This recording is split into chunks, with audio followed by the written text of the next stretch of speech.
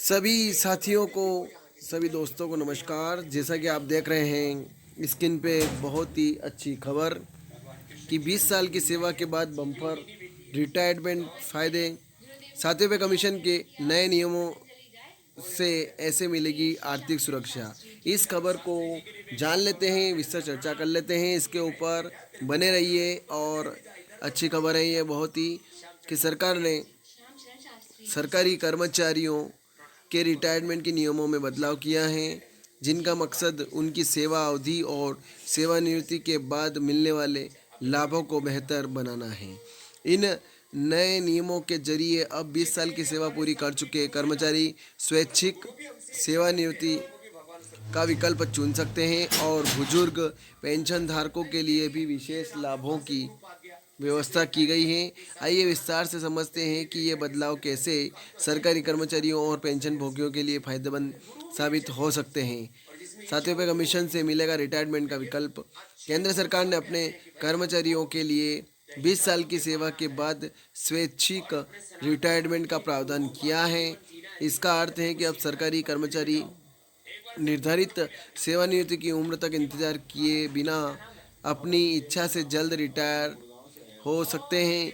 इस योजना के अंतर्गत वॉलंटरी रिटायरमेंट लेने के बाद भी कर्मचारियों को नेशनल पेंशन स्कीम यानी एनपीएस का लाभ मिलता रहेगा, जिससे उनकी आर्थिक सुरक्षा बनी रहेगी। यह बदलाव उन कर्मचारियों के लिए काफ़ी फायदेमंद हैं जो 20 साल की सेवा के बाद नए अवसरों की तलाश करना चाहते हैं या अपने परिवार के साथ अधिक समय बिताना चाहते हैं। 7वें कमीशन से स्वैच्छिक रिटायरमेंट के बाद मिलने वाले लाभ। स्वैच्छिक रिटायरमेंट लेने के बाद कर्मचारी को सामान्य सेवानिवृत्ति के समान सभी लाभ प्राप्त होते हैं, जिससे उनकी आर्थिक स्थिति में कोई कमी नहीं आती। इस प्रावधान का लाभ उन सभी केंद्रीय सिविल सर्विस के कर्मचारियों को मिलेगा जो भी 2021 के बाद से एनपीएस के तहत आते हैं। यह नियम कर्मचारियों को सेवा में रहते हुए भविष्य की दिशा में नए अवसरों को अपनाने का स्वतंत्रता भी देता है। आगे ये हैं कि 7वें कमीशन के चलते स्वैच्छिक सेवानिवृत्ति के लिए आवश्यक शर्तें। स्वैच्छिक रिटायरमेंट लेने के लिए कुछ नियम और शर्तें निर्धारित की गई हैं, जिनका पालन करना अनिवार्य है। सबसे पहले कर्मचारी को अपने विभाग को 3 महीने पहले लिखित सूचना देनी होगी, ताकि विभाग उनकी सेवानिवृत्ति की प्रक्रिया को समय पर पूरा कर सके। इसके अलावा इस विकल्प का लाभ वही कर्मचारी उठा सकते हैं जिन्होंने 20 साल की सेवा पूरी की है। एक बार नोटिस दिए जाने पर विभाग या नियोक्ता इसे रद्द नहीं कर सकते और 3 महीने की अवधि पूरी होने पर रिटायरमेंट स्वीकृत माना जाएगा। रिटायरमेंट के बाद पेंशन और एनपीएस की सुविधाएं। स्वैच्छिक रिटायरमेंट लेने के बाद भी केंद्रीय कर्मचारियों को पेंशन की सुविधा मिलती रहेगी। Pension fund regulatory and development authority के तहत आने वाली सेवाओं के चलते पेंशन में किसी प्रकार की रुकावट नहीं आएगी। इसके लिए यह आवश्यक है कि कर्मचारी अपने एनपीएस खाते को समय समय पर अपडेट करते रहें और आवश्यक जानकारी पीएफआरडीए को भेजते रहें। यह सुनिश्चित करता है कि रिटायरमेंट के बाद भी उनके पेंशन में किसी प्रकार की बाधा नहीं आए। निजी क्षेत्र के कर्मचारियों के लिए एनपीएस का लाभ। सरकार ने 2009 में एनपीएस का विस्तार किया, जिससे अब निजी क्षेत्र के कर्मचारी भी इस योजना का लाभ उठा सकते हैं। एनपीएस का उद्देश्य विभिन्न क्षेत्रों के कर्मचारियों को सेवानिवृत्ति के बाद आर्थिक सुरक्षा प्रदान करना है। समय समय पर इस योजना में किए गए बदलावों के कारण इसकी लोकप्रियता और प्रभावशीलता में वृद्धि हुई है। अब निजी क्षेत्र के कर्मचारी भी इस योजना के माध्यम से आर्थिक रूप से सुरक्षित रह सकते हैं। बुजुर्ग पेंशन धारकों के लिए विशेष लाभ। केंद्र सरकार ने 80 वर्ष या उससे अधिक उम्र के बुजुर्ग पेंशन धारकों के लिए अतिरिक्त पेंशन का प्रावधान किया है।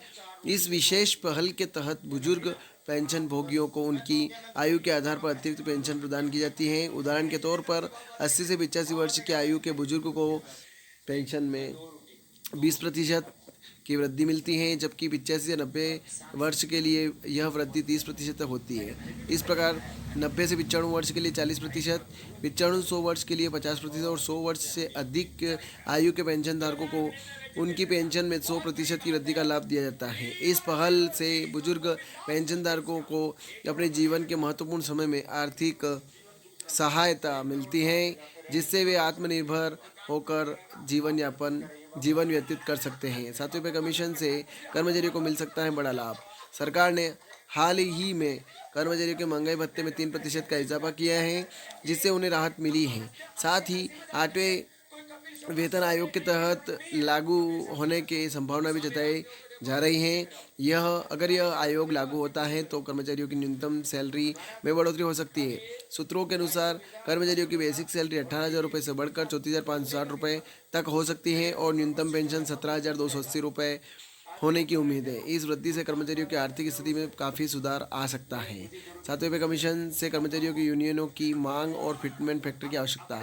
कर्मचारी यूनियनों ने केंद्र सरकार से फिटमेंट फैक्टर 1.92 करने की मांग की है, जिससे न्यूनतम वेतन और पेंशन में इजाफा किया जा सके।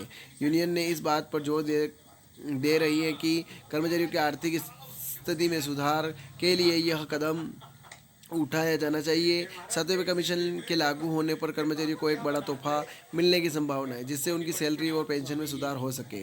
कंक्लूजन, सरकार द्वारा 7वें कमीशन से केंद्रीय कर्मचारियों के रिटायरमेंट नियमों में किए गए ये बदलाव एक महत्वपूर्ण पहल है, जो कर्मचारियों और पेंशन धारकों के हित में लाभकारी सिद्ध हो सकते हैं।